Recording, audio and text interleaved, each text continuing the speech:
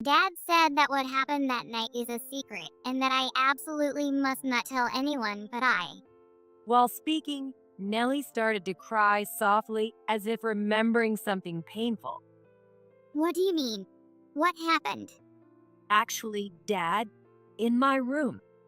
And the truth that Nellie revealed shocked me deeply. I can't believe my husband would do such a thing. My husband still claims it's for bonding and sleeps in her room. To corroborate the brave testimony that my daughter had given me, I stealthily removed my husband's pants late at night, careful not to wake him. Just as Nellie said. Then an unbelievable truth came to light. My name is Ruby. My husband, Mike, was part of a prominent soccer team in his school days and even aspired to go pro at one point. Although he never realized his dream of turning professional, he still plays futsal as a hobby. Mike tends to be somewhat self-centered, often prioritizing himself over his family. When our only daughter, Nellie, was born, even as I struggled with being a new mother, Mike would carelessly head out for his futsal games as if parenting had nothing to do with him. Hey, you became a father, you know? Can't you prioritize parenting a bit over your hobbies? Huh? Parenting is your job. What's the point of having a stay-at-home wife anyway? I work under stress every day, so let me have my days off free. It's true, I'm a stay-at-home mom, but it was Mike who wanted me to quit my job and take care of the home. Yet it's cruel how he berates me for speaking out when I don't work. But even when I objected, Mike wouldn't change his views. If anything, his outings only increased. Reluctantly, I tried to meet him halfway. As Nellie grew old enough to go out, I started attending his futsal matches. Nice to see your family coming to watch the games. You must have a good family bond. Oh, yeah, well, Perhaps not minding it so much when we showed up, Mike seemed in a better mood. At home, his self-centered behavior continued. But deep down, even though I had some grievances, if this helped our family get along, I tolerated it. And so, we maintained a seemingly peaceful daily life on the surface. Daddy. One holiday, which was rare for Mike to be at home, our toddler Nellie toddled towards him. Then, with her unsteady steps, she accidentally stepped on Mike's foot. It was just the weight of a 1-year-old. However, Mike exploded with anger at Nellie for stepping on his foot. what the hell? What if you had hurt my foot? Suddenly yelled at by her father, Nellie, not understanding what was happening, began to cry in confusion. Come on, don't get so angry just because a child stepped on your foot. It's your fault for not watching her. She wanders around and this happens. Keep her locked up somewhere when I'm around. I understand that he values his feet because he plays futsal, but it's unlikely that a child stepping on him would cause injury. Fed up with his selfishness, I ignored Mike as I comforted the crying Nellie by holding her and reassuring her. Mike, displeased, muttered some complaints and left the house. To him, family seems to be a secondary concern, with his own needs always coming first. During our dating period, Mike's selfish nature was hidden, but now I truly wonder if it's okay to continue this marriage. But I couldn't take Nellie's father away from her while she was still so young. I just had to endure, trying to avoid upsetting Mike. And then 10 years passed. Nellie has grown into an upper elementary school student, becoming more and more like a young lady every day. She's begun to show more mature behavior and even shares stories about boys she likes with me, showing her delightful growth. As for her father, Mike, things are neither good nor bad. He still selfishly uses his free days for his hobbies, rarely being at home.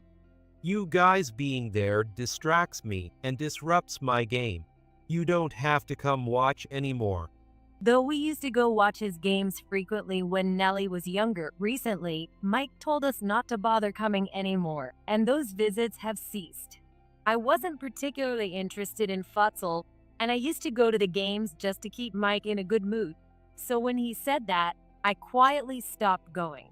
This allowed Nellie and me to spend our weekends more leisurely, which actually suited me better. But around that time, our family started receiving malicious pranks from someone. Just this morning, when I went to get the newspaper from the mailbox, there was a plastic bag inside. Not again. Who could it be? The contents, emitting a foul odor, were nothing but mushy, rotten garbage.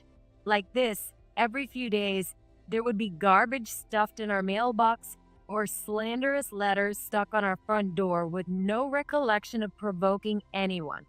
Feeling threatened, I discussed it with Mike. It's just a prank. Don't worry about it. However, Mike laughed it off. As he was hardly ever home, he treated it as if it was someone else's problem, which frustrated me. What if something happens to Nellie? This was way beyond a mere prank.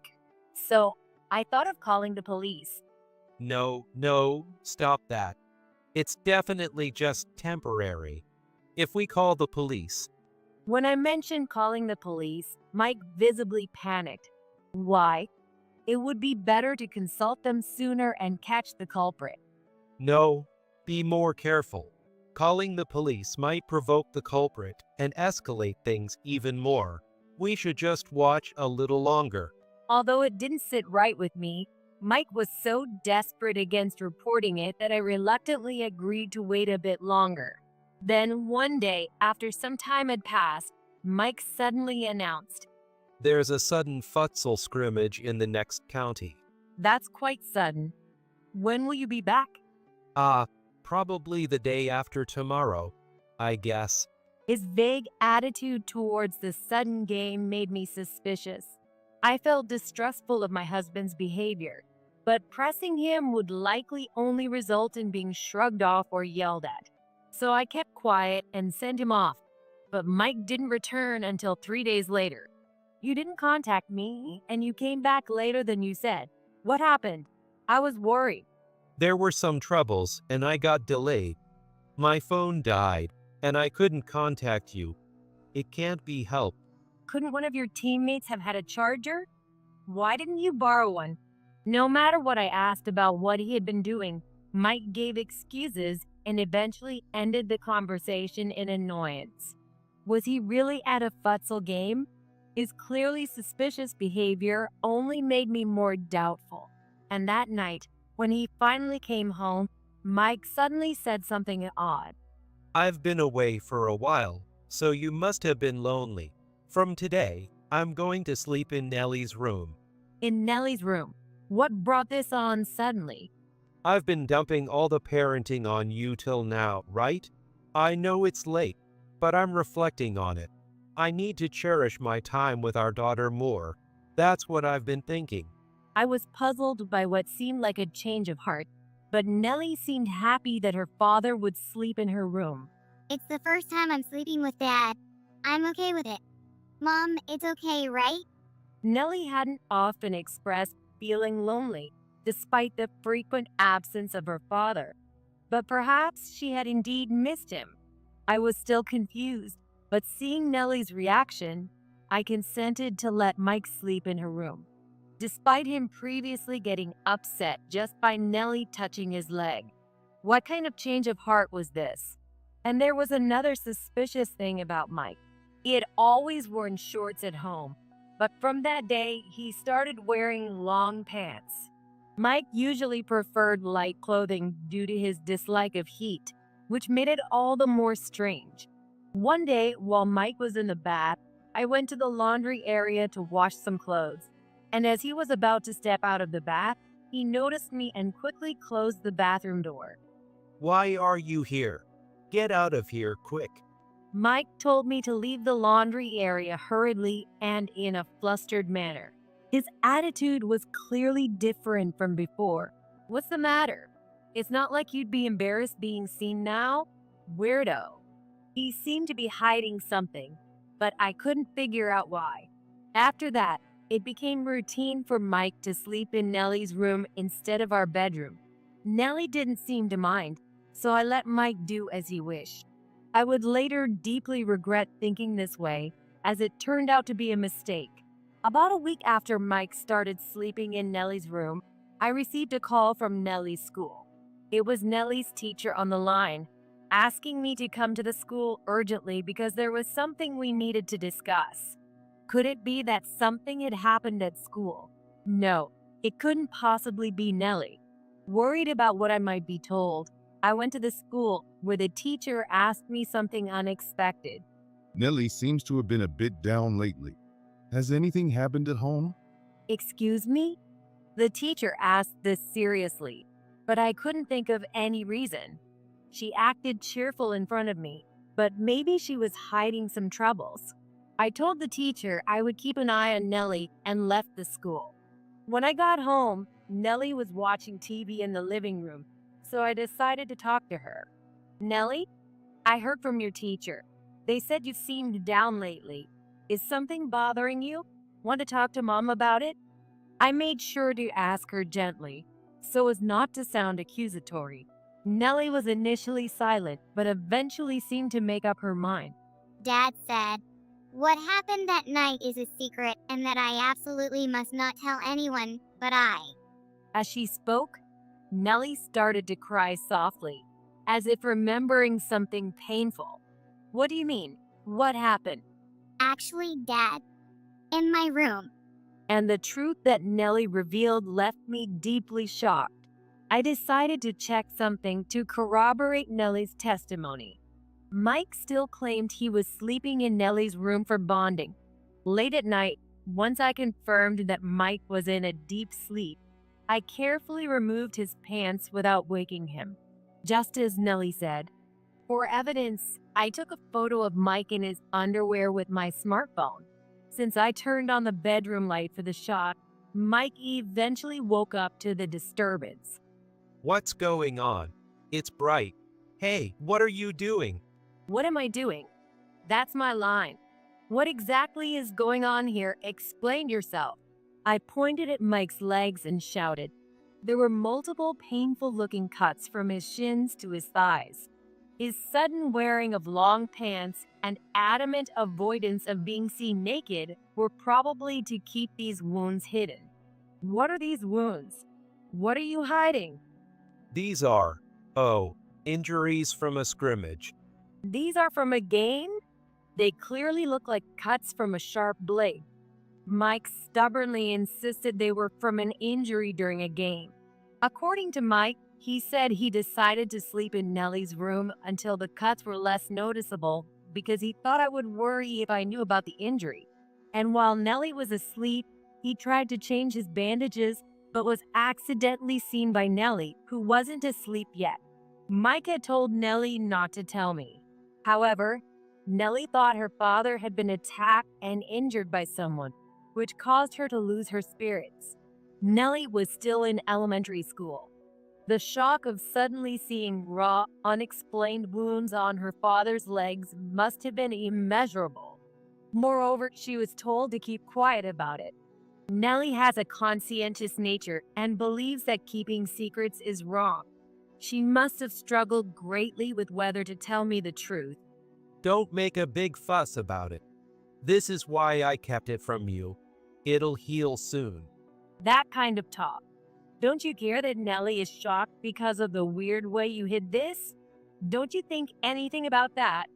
That's a mother's job to handle, isn't it? I'm tired, okay? Just let me sleep.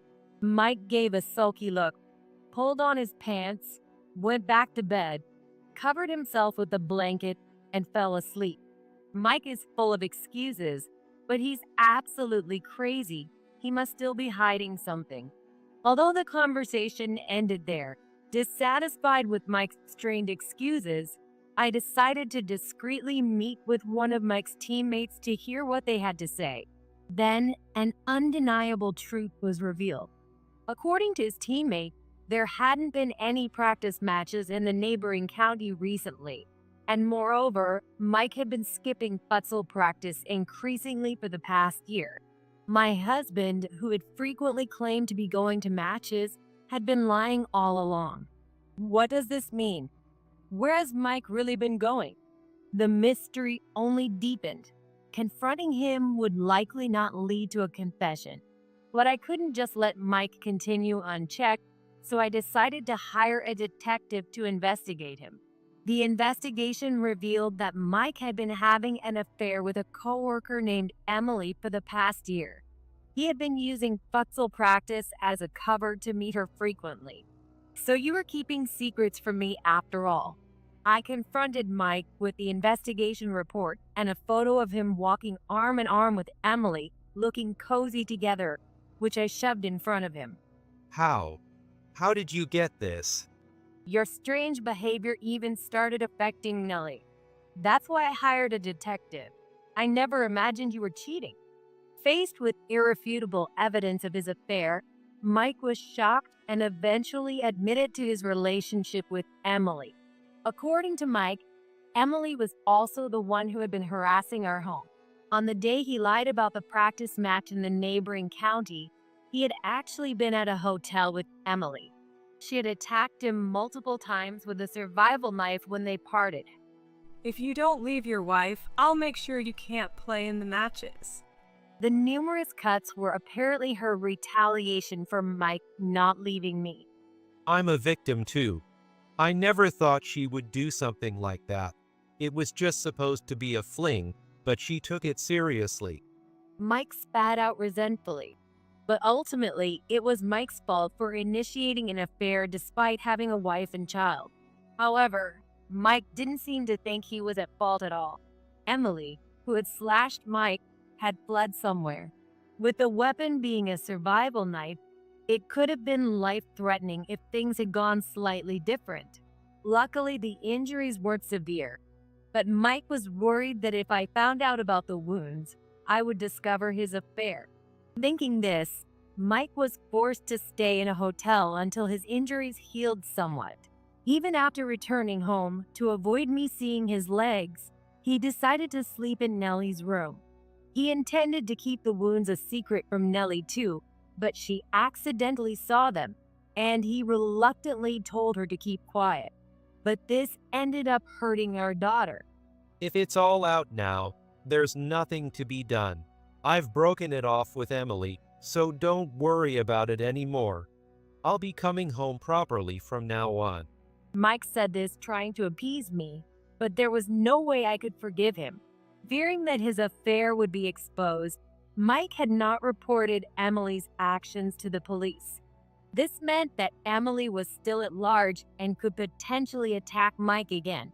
And perhaps next time, she might direct her resentment towards Nellie or me. Thinking this, I could no longer stay in the house. The next day, while Mike was at work, I packed our things, left the completed divorce papers on the table, and left the house to pick up Nellie from school. I've been so scared seeing the wounds on Dad's legs. Worried that someone might attack our family. I'm sorry, Nellie, for making you feel scared. From now on, Mom will definitely protect you. I squeezed Nellie's hand reassuringly. Mike is unreliable. It's up to me to protect her. We explained our situation and decided to stay with my sister's family for a while. Later, when Mike, unaware of anything, returned home, Emily was waiting for him with a survival knife. How long will you make me wait? Hurry up and leave your wife. Wait, please wait. Alarmed by Emily's unreasonable behavior, Mike fled the house calling for help. Fortunately, it was during a busy time of day, and soon after, someone called the police seeing Emily chasing Mike with a survival knife, and she was arrested on the spot. Learning about this on the news, I was relieved but also terrified by the thought that if we had delayed evacuating, we might have been harmed. Now that she's caught, please come back home and lighten up. Messages like this from Mike began arriving daily. In Mike's mind, everything seemed resolved, but I couldn't bring myself to reconcile with a man who had betrayed his family and put us in danger. When I told him that I had no intention of rebuilding our relationship and that we could no longer continue as husband and wife, Mike threw a tantrum. Cheating is something every man does. I won't divorce. I'm not in the wrong. I tore up the divorce papers, so come back home. Mike, completely refusing to admit his faults and stubbornly opposing divorce, dragged the proceedings out until they escalated to court. However, hiring a detective and secretly gathering evidence of the affair paid off, and the court fully recognized my claims. The divorce was finally granted, and Mike was ordered to pay a substantial amount in alimony and child support. Until the end, Mike kept asking me and Nellie to come back, but both of us had long since lost any affection for him. I don't want to live with someone who hurt Mom. You never really cared about us in the first place. How could you say that? After everything I've done for you, you ungrateful child. Mike lashed out, hurt by Nellie's words. I don't remember you raising me. I never want to see you again. Perhaps those words were the final straw.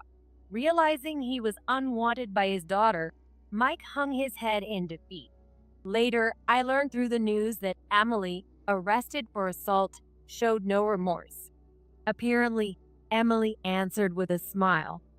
Once I'm released, I want to see Mike again. I want us to live happily together this time. Mike must have been horrified. Fearing Emily's release, Mike fled the town, and I have no idea where he lives now. To ensure we never accidentally encounter Emily once she's released, with help from my parents, we moved to a faraway state. There were anxieties about relocating, but I have my precious daughter with me. For her safety and happiness, I was ready to face any challenges. With a fresh start in a new place, we began our new life. Though initially nervous about the divorce and the move, Nellie eventually adjusted to her new elementary school and made many friends, showing her bright smile once again. Having caused her so much distress, I now want to give her only joyful experiences. Though I became a single mother, thanks to a competent lawyer, Mike had to pay enough alimony that we wouldn't face financial difficulties for a while. I started a job in our new home, but made sure to always be back by the time Nellie returned from school, keeping our communication strong. Nellie, having returned from school, eagerly ate the dinner I prepared. As my daughter excitedly told me about the fun things that happened today, her eyes sparkling, I realized that these simple, peaceful, everyday moments are what matter most.